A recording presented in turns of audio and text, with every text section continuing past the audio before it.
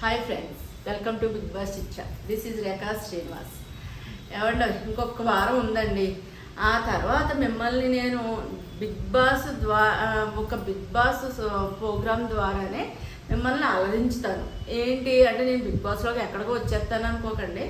దానికి సంబంధించిన వీడియోస్ చేస్తూ ఉంటాను. నాకు సపోర్ట్ చేసి మీరందరూ కూడా ఇంకా సపోర్ట్ చేయాలని కోరుకుంటున్నాను. అదేవిధంగా నేను సాటర్డే చేయలేకపోయాను వీడియో, కాబట్టి సాటర్డేలో గౌతమ్ని తిట్టడం చాలా బాధగా అనిపించింది. అంటే ఎక్కువగా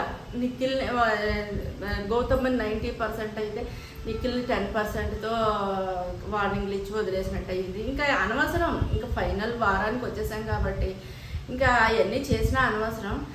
ఇంకొకటి వచ్చేసరికి సాటర్డే కానీ సండే కానీ నాగ చైతన్య గారు పెళ్లి భోజనం హౌస్లోకి పంపిస్తే నెక్స్ట్ లెవెల్ అయ్యేది అనుకున్నాను, కాకపోతే పంపించలేదు. ఇంకొకటి ఏంటంటే, సండే ఎపిసోడ్కి వస్తే ప్రతి ఒక్కరిని లేపి ప్రైజ్ మనీ మీకు వస్తే ఏం చేస్తారు అని అడిగారు. ఎవరు వేలో వాళ్ళు సూపర్గా చెప్పారనుకోవాలండి. మళ్ళీ అది ఒక్కొక్కటి సపరేట్గా చెప్పారనుకో, మీరు అందరు కామెంట్స్ రూపంలో నా చెంపలు వాయింతారు. అందుకని అవన్నీ సపరేట్గా చెప్పను, అంటే చాలా పెద్ద వీడియో అయిపోతుంది కాబట్టి. నెక్స్ట్ వచ్చేసరికి ఎవరెవరిని సేవ్ చేయాలో ఏంటో అంతా వాళ్ళ ఓటింగ్ని బట్టి 1 by 1 ఫైనల్ లిస్ట్కి పంపించారనుకోవాలండి. ఈ ఫైనల్ లిస్ట్కి పంపించే ముందు అవినాష్ ఫైనల్ లిస్ట్కి ఫస్ట్ ఫైనల్ లిస్ట్గా అర్హుడా అనర్హుడా అని అడిగారు. అడిగిన తర్వాత ప్రతి ఒక్కళ్ళు కూడా అర్హుడనే చెప్పారు. ఏంటంటే లోపల ఉన్న మనసులో ఉన్న మాట బయటికి చెప్తే ఈ ఫినాలే వీక్లో బ్యాడ్ అయిపోయి మళ్ళీ ఓటింగ్స్ పైన ప్రభావం వచ్చే అవకాశం ఉన్నది. కాబట్టి ప్రతి ఒక్కళ్ళు సేఫ్గా అర్హుడే అని ఆ వేలో చెప్పేశారు. ఎక్కడా కూడా అనర్హుడు అని కూడా ఎవరూ చెప్పలేదు అనమాట. ఆ రకంగా అది అయిపోయిన తర్వాత ఒక్కొక్కరిని ఫైనల్ లిస్ట్కి పంపించారండి. బయట ఓటింగ్స్ ప్రకారమే ఫైనల్ లిస్ట్కి పంపించారు నిన్నటి వరకు. ఈ వీక్కి ఎలా మారుతాయో ఏమో తెలియదు, కానీ పెద్దగా తేడాలు లేవని అనుకోవాలి. పెద్దగా తేడాలు లేవు. ఆ రకంగా పంపేస్తే లిస్ట్లో ఉన్న నబీలు ప్లస్ విష్ణుప్రియ డేంజర్ జోన్లోకి వెళ్ళారు. వెళ్ళగానే మన విష్ణుప్రియ ఓటింగ్ చాలా తక్కువ ఉండి బయటకు వచ్చేసింది. కాకపోతే ఏంటంటే, ఈ అమ్మాయి వెళ్ళటం చాలా మంచి ఫ్యాన్ ఫాలోయింగ్తో వెళ్ళింది. నాతో సహా నేను కూడా తన ఫైనల్ లిస్ట్కి వెళ్ళాలి అని తన రాకతోనే నేను చాలా ఇదయ్యాను అనమాట. నాకు స్టార్టింగే చూసిన వాళ్ళలో కల్లా ప్రేరణ ఒకటి, విష్ణుప్రియ ఒకటి, వీళ్ళిద్దరూ టాప్ 5 వరకు వెళ్తే చాలా బాగుండేది అనుకున్నాను. కాకపోతే హౌస్లోకి వెళ్ళిన తర్వాత వాళ్ళు ఆడే తీరుని బట్టి నా మనసు కూడా మారిపోయి నా మనసులో మాట ఏంటో రివ్యూలో ఇచ్చేసాను. మీరు అందరూ తిట్టుకున్నా పర్వాలేదు, ఏమైనా పర్వాలేదు, కాకపోతే నేను ఉన్నది చెప్పాలి కాబట్టి చెప్తున్నాను. విష్ణుప్రియ జెన్యూన్గానే ఆడింది. 100కి 200% ఖచ్చితంగా చాలా మంచి మనిషి, చాలా జెన్యూన్గా ఆడింది. కాకపోతే ఎక్కడ టాస్కుల్లో కానీ ఎక్కడ పెద్ద చూపించుకోలేకపోయింది. కాబట్టి నాలాంటి వాళ్ళు కొంచెం డిసప్పాయింట్ అయ్యాము. వేరే వాళ్ళతో కొంచెం బాగా ఆడారు కదా అన్న ఇష్టం మారిపోయిందనమాట. ఆ రకంగా విష్ణుప్రియకి ఫ్యాన్ ఫాలోయింగ్ తగ్గిపోయింది. తిన వచ్చి 90% అనుకో, వద్దులే, ఎంత పర్సెంటేజో వద్దులే. ఫస్ట్ 2 వీక్స్, లాస్ట్ 2 వీక్స్ తిన ఆడింది తప్ప మధ్యలో అంతా పృథ్వీ ఆడాడు. తిన ఆట కూడా పృథ్వీనే ఆడాడు. ఆ రకంగా అయిపోయి ఈ అమ్మాయి బయటకు వచ్చేసింది అనమాట. ఒక రకంగా టాప్ 6 అనుకోవాలి. ఆ విధంగా బయటకు వచ్చేసింది. కొంచెం ఎక్కడో బాధ అనిపించింది. కాకపోతే ఆ జర్నీ చూస్తే చాలా చాలా బాగుంది. ఎంతో పాజిటివ్గా అనిపించింది ఆ జర్నీ చూస్తే. చాలా మంచి అమ్మాయి, చాలా జెన్యూన్గా ఆడింది. ఆ రకంగా పక్కకి వెళ్ళిపోయింది. నెక్స్ట్ వచ్చి తన ప్లానెట్స్ని సెట్ చేయడం అనేది ఇచ్చారు కదా స్టేజ్ పైన. గౌతమ్ లాస్ట్లో పెట్టింది. అంటే తను ముందే చెప్పింది, తన బయట అతను అక్కడ ఏం ఆడాడో నాకు తెలియలేదు, నా బుర్రనెత్తికి బయటికి వెళ్ళి టీవీలో చూసుకుంటాను అని చెప్పింది. నిఖిల్ది మాత్రం కరెక్ట్ పెట్టింది. మిగిలిన వాళ్ళు అటు ఇటు అయినా ఓకే. ఆ రకంగా తన ఎబిలిటీ తగ్గట్టు తను పెట్టేసింది అనమాట. మొత్తం మీద ఈ సండే ఎపిసోడ్ అండి ఈ రకంగా కంప్లీట్ చేసేసారండి. ఒకటి అవి ఇవి సిల్లీ టాస్కులు ఇచ్చి రివర్స్ సాంగ్ ఇవ్వని, ఆ గంటలు కొట్టడం ఇవని మొత్తం మీద టైంపాస్ చేసేసారండి.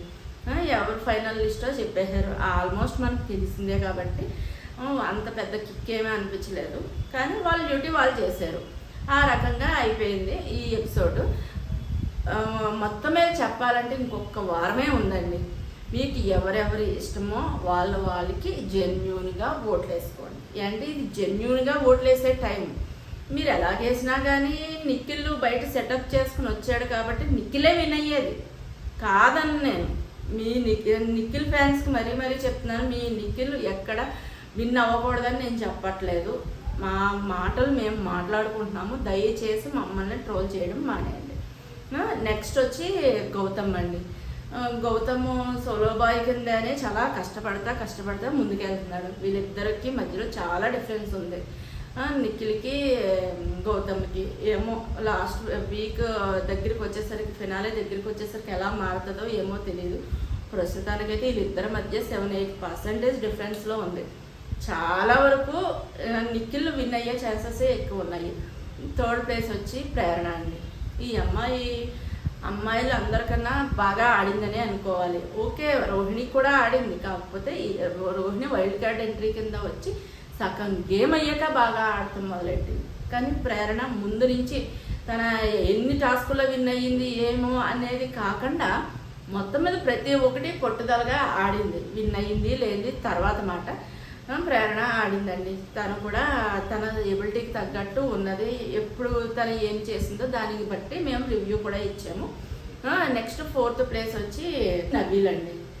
నబీల్ అసలు ఏ స్టేజ్లోంచి ఏ స్టేజ్కి దిగజారిపోయాడో, ఎందుకు అయ్యిందో ఏమో. లాస్ట్కి సరిగా ఆడలేకపోయాడు ఆ అబ్బాయి. కానీ ఇప్పుడు తన ఓటింగ్ ప్రకారం ఫినాలేకి పంపించారు కదా, తన ఆలోచన ఎలాగా ఉంటుందో ఏమో.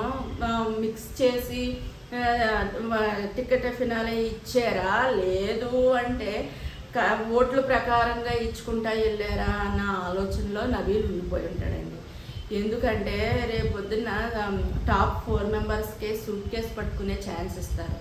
ఆ రకంగా తన క్యాలిక్యులేషన్ వేసుకుని అంటే వచ్చిన వాళ్ళు హౌస్లోకి వచ్చిన వాళ్ళు, వాళ్ళ పేరెంట్స్, గెస్ట్లు అందరూ వచ్చిన వాళ్ళందరూ కూడా టాప్ 1-2లోనే నబీల్ని పెట్టారు కాబట్టి ఆ మైండ్లో ఉండిపోతాడా, లేదు కొద్ది రోజుల నుంచి గేమ్ బాగోలేదు, నేను ఎక్కడో చూపించుకోలేకపోయాను కాబట్టి 4th పొజిషన్కి వచ్చేసానా అనేది క్యాలిక్యులేషన్ చేసుకుని రేపు పొద్దున్న సూట్ కేస్ ఛాన్స్ వస్తే తీసుకుని బయటికి వెళ్ళిపోతమే మంచిది.